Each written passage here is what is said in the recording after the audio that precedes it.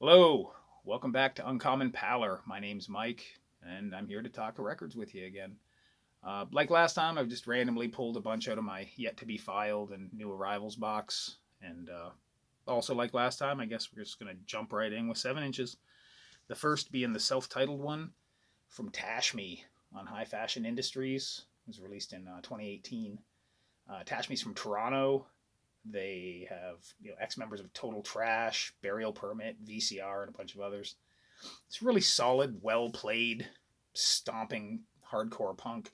Would fit in well with like Warthog. It's not dissimilar to that kind of stuff. The vocals remind me a lot of like middle class Out of Vogue because he's got kind of got that sound where he's yelling into a bullhorn at like a reasonable volume. Yeah, it's really good. Seen him a few times. Never disappointed yet. They're always awesome. So if you like that kind of stuff, pick up Tashme. Next up, another one from here in Ontario, this time from Ottawa. It's Liquid Assets with SNC Lava Lamp. It was released last year on Schizophrenic Records. There's people in this band from Born Wrong, No Blues, Docs, a bunch of others.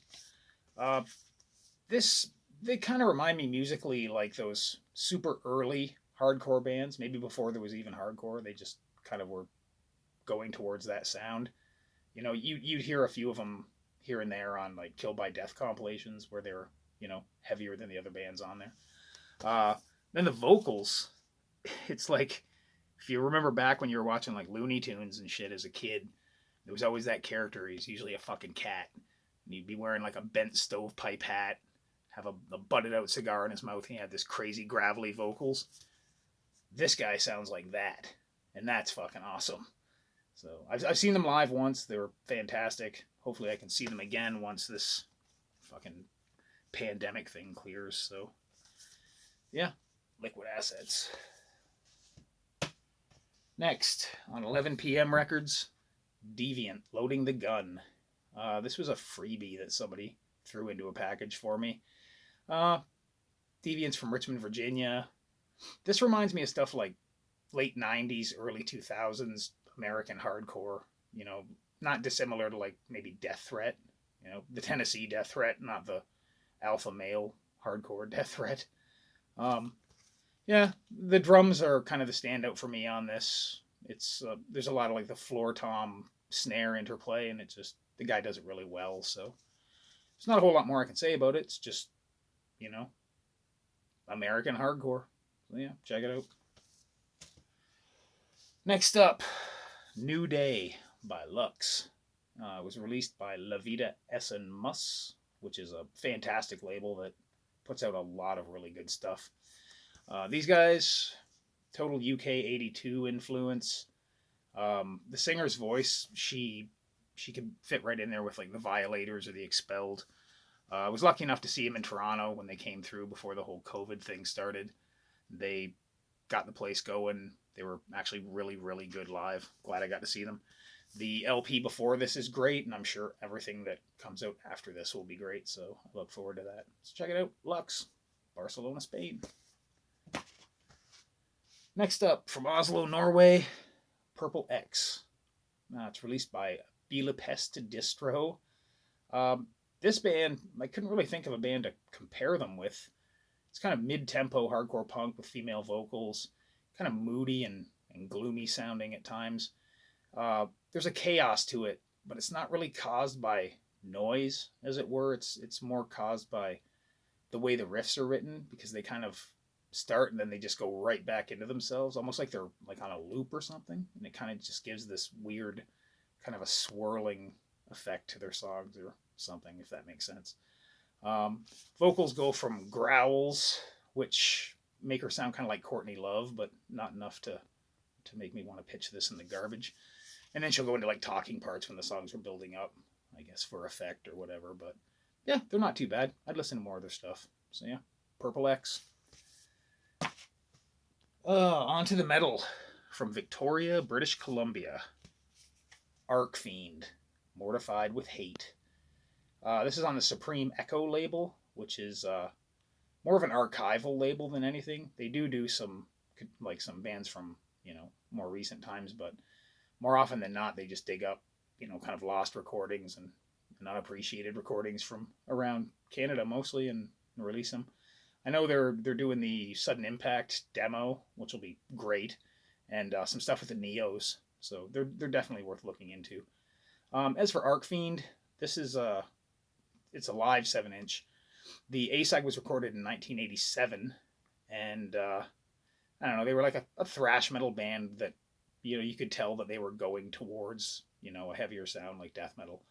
And then the B-side is from 1990, and it's when they actually, were fully a death metal band, but a really average one, like the recording on this it's still fairly muddy, even though I'm sure he's done his best to, clean it up and whatever, but they're kind of like that, if anybody grew up in a small town like I did, there was always like one band in town, and you and your friends thought they were the fucking greatest thing ever until you heard other bands out there and went, they're pretty average. That's what this is. Still cool from an archival standpoint, though. So yeah, Arcfiend, Mortified with Hate. And the last, it's on a label called Stygian Black Hand. It's a Swedish band called Plague, Silenced by Death. I think this is from 2017. This is just Swedish death metal. It's not over the top at all. It's competently played. It's just good. It's just a really good record. I can't really say a whole lot more about it because I'm sure most of you know what Swedish death metal sounds like, and this is a really typical example of that. It's good though. On to 12 inches. Got a couple here from Nerve Alter. The first being the Skullshitter Bleeding Out split. I'd never actually heard Skullshitter, but the guys from Bleeding Out were telling me how awesome they were. So they're a grindcore band from New York City. They have a lot of death metal and hardcore to them. Sometimes all three styles in the same song. Competently played, very good. I get the feeling that they'd be really awesome live, so hopefully I can witness that one of these days. And Bleeding Out are from Toronto. There's members in there from Rammer, The Endless Blockade, Column of Heaven, Fuck the Facts. It kind of carries on where Column of Heaven left off. It's solid, well-played grindcore, not over the top in the least. The vocals are just, very consistently gruff and kind of menacing. Great riffs. I've heard they now have Mark from Fuck the Facts and Grieber playing bass for them, so that should be pretty interesting because that guy's pretty fucking good at what he does. So yeah, Skullshitter, Bleeding Out. And also on Nerve Alter, it's a band from Nepal that I'd never heard of before called Chepang. It's called Dadhelo, A Tale of Wildfire. This is just extremely well-played grindcore. Definitely an early Napalm Death influence, but there's also like maybe some Discordance Axis in there or something. The kind of wacky thing about these guys is that they have two drummers. I looked them up on YouTube, and they must have done a US tour at some point because there's footage of them playing in an American studio with both drummers, and it's pretty intense. Pretty good band, solid grindcore, and they're from Nepal, so yeah, get that into you.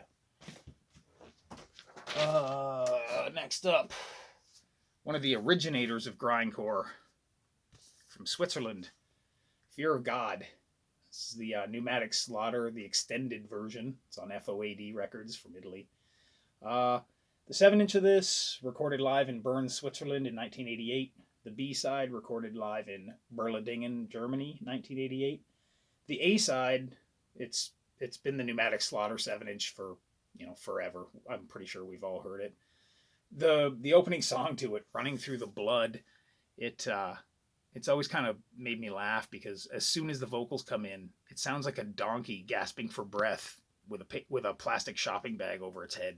It's just, that's instantly the image that comes to mind. Sorry I may have ruined it for you, but yeah. Gatefold, white, black. Yeah, that's it. So yeah, Fear of God, they, you can tell where their influences come from. Like, there's definitely early Napalm Death in there. There's definitely Discharge in there. I think they started out in 1985. So, definitely one one of the inspirational bands for grindcore. Next up, on Return to Analog, which is a label from Montreal, Eudoxis, Open Fire. This is a reissue. It was originally released in 1991. It's a Quebec, thrash band. This, it sounds kind of like a more thinly produced version of like Sacred Reich, maybe. Like I'd heard this before, and I was like, I don't like it as much as the first single, and that pretty much still stands. I think it might be a different singer, but I'm not positive. But I saw it was reissued, and it was cheap, so I figured I'd grab it. So Eudoxis, but this one is nothing compared to this, which is their debut, 12-inch single. There's 2 songs on here. This is fucking great. I remember seeing the video for Metal Fix on Much Music all the time. Much Music was Canada's version of MTV, for those that don't know. They had a video for Metal Fix. It was completely like over the top crazy. The singer looked like an 80s sitcom mom wearing like motocross protective gear. The drummer had, double bass drums, but they were both those super long extended ones that were like 6 feet long, and all the toms had like giant spikes sticking out of them. Just ridiculous. But this one, awesome. The other one, pretty mediocre. So yeah, Eudoxis. Check out that fucking video. I'll actually post a link for it in the info section. There's another one from Return to Analog label, another Quebec band, Lord Ryur, Pact with the Sinner. This was there was a 2-song single originally released in 1985, I think. They did 1,000 copies of it, and then, as so often happens, 800 of them got destroyed, so it left the remaining 200 to be a crazy collector's item. This is very new wave of British heavy metal, like very new wave of British heavy metal. The vocals on the verse parts, they sound a lot like Cirith Ungol, and then when you get into the chorus, it's all that like kind of melodic, nicely sung stuff. But actually, I find the title track in my head all the time at work. The A side has the 2 songs off the single. The B side is a 1989 demo and some live stuff from 1987. That's worth a shot if you're into new wave of British heavy metal. Lord Ryur. Next up, one I won't discuss a whole lot, but I'm glad I got a copy of it. Anthrax, Fistful of Metal. It's a 1984 pressing on Bonsai. I've only ever had this on cassette, and I remember when I first got it in about 1985. It was released in 1984, but I got it in 1985. Threw it in my Walkman, and then Death Rider came on. I was like, fuck yeah. And it's still probably one of my top 10 metal songs ever. They should not have gotten rid of this guy as a vocalist. So once they started wearing Bermuda shorts and getting all wacky thrash, I just pretty much lost interest. So, yep, happy to have it. Like for $20, can't pass it up. This thing goes for like $50 all day on Discogs. So, yeah. Classic. Next up, another one on La Vida es un Mus. Not sure if the band's called FOC or FOC. There's no, periods to divide the letters, so I'll refer to them as FOC. The record, it's called La Fera Ferotge. This is fucking awesome. It sounds like early Italian hardcore, like Indigesti or Declino or maybe even Peggio Punks. Not so much like Raw Power, they're a little more metal than this, but this sounds like that. Very frantic, female vocals that fit really well with the music. The drummer in this band is great. This one actually took me by surprise. Anything this label releases is usually, at least above average. And this is actually one of my favorite releases I think they've done. So I'll definitely keep my eye out for more of this shit. They're from Spain, by the way. And another on La Vida es un Mus. This band's from Athens, Greece. Chain Cult, Shallow Grave. I've been keeping up with these guys since, they started releasing stuff, really.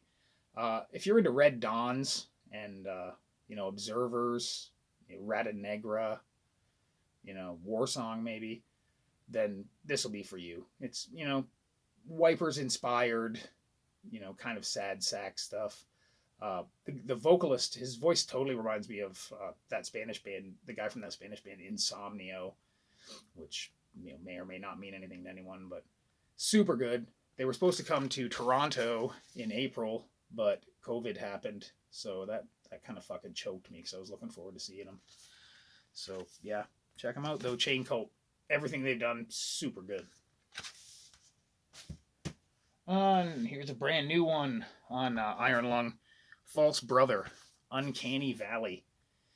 This, never heard of the band before. They're from Kansas City, Missouri, apparently. This is what I call housework music. It's something that I just put on and then, do my dusting and my dishes and shit. It's very Joy Division inspired. It reminds me of another band, well, of the male counterpart to another band on Iron Lung called Rakta. Because some of it's like very arty and there's, weird bleeps and bloops and nonsense through it. Very slow and plodding, very sad sacky. But like I said, it's something I just put on mostly for background music. Iron Lung, they either do, crazy hardcore power violence stuff or just weird shit like this. And this is the weird shit like this. So yeah, False Brother. A couple of reissues, both on Beer City. Got this one, I think it's from 2014, but it's a reissue of Verbal Abuse, just an American band. It was originally released in 1984 on Foul Records. And the funny thing about Verbal Abuse is when I was a kid, I'd never heard them. I never saw this record in record stores, and if I did, I never picked it up. But I'd see, in Maximum Rock and Roll, everyone was wearing, shirts with that on it. Slayer had that on their, stickers on their guitars of that, and Metallica did too, and all that shit. And I thought, they gotta be good. And then eventually, I saw that VA Rocks Your Liver record, and I bought it expecting greatness, and found, mediocre crossover thrash. I was like, what the fuck is this? And then, later, as, MP3s and all that shit came to the forefront, I found out that it was almost two different bands, and this was awesome and that one was pretty lackluster. So just pissed off early 80s hardcore, originally from Texas and then moved to California. Good stuff though. I'm actually glad I finally got a copy of this. I've listened to the shit out of it so far. And last but not least, also on Beer City, the Wacky Hi-Jinx of Adrenalin OD. New Jersey hardcore. Probably doesn't need much of an explanation here. It's solid 80s hardcore, and then they'll have a whole bunch of silly parts in it because they're kind of comedians. And, there's like a bit of a surfy influence to it. And, eventually they kind of got a little more metal in their sound and actually got pretty fucking fast for the time period that their records were coming out back then. So, but this is the 35th anniversary Millennium Edition. And yeah, it makes me feel fucking old because I remember it when it came out. I only ever actually had it on CD though, but now I have the LP reissue. So, yeah, that's all the records that I got. Actually, I got a couple DVDs I'll discuss while I'm at it. Got them this week. The first, it's called Piss on You. It's a history of punk and hardcore in Winnipeg, Manitoba. I knew this was coming out a long time ago. It came out in 2015, and I wanted a copy of it, but it seems that they only sold DVDs at the screening, and then it just kind of dried up. I know a guy that was interviewed in the film, so I've emailed him a few times over the years asking if he knew where to get copies, and he just said the director kind of dropped the ball on it and didn't make enough or have any more made or whatever. But then it turns out he ended up getting some, so I got one. It's a good documentary. It covers stuff from the Nostrils, Unwanted, Stretch Marks, Ruggedy Ann's, Personality Crisis, who I never really liked until the last few years because the guy's voice was just too weird for me. He sounds like that singing frog in the fucking Merry Melodies cartoons. But one of my good friends is from Winnipeg, and I watched this with him, and he'd been to he'd been to quite a few of the places that they talk about in here. He just didn't know of the history that they had. But he's not really into hardcore anyways, but it kind of floored him that that's what they were back then. So yeah, if you can check it out, do it. Piss on you. And the second is the Screamers, live in San Francisco, September 2nd, 1978. I'm sure, a good portion of people watching this will be familiar with the Screamers. 2 synth players, a drummer, and a singer named Tamada Duplanty, who looks like he could be the long-lost father of Vince from the Slap Chop commercials. Just total weirdness. The synths replaced the guitar in it. Just outrageous. For the time period, this must have freaked people out. They must have thought it was just nonsense. But I like the Screamers, and I saw this real cheap and picked it up. So, yeah. All right, there's one more down. This is starting to get a little more comfortable. So hopefully I can do some more of them. Until then, I'll talk to you. Cheers.